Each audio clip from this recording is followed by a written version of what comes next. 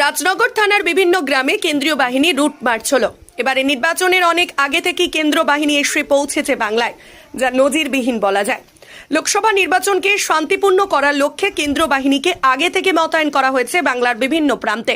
বীরভূমের অন্যান্য জায়গার পাশাপাশি রাজনগর থানার পক্ষ থেকেও রাজনগর থানার অন্তর্গত বিভিন্ন গ্রামে কেন্দ্রীয় বাহিনী জওয়ানরা রুট মার্চ করলেন।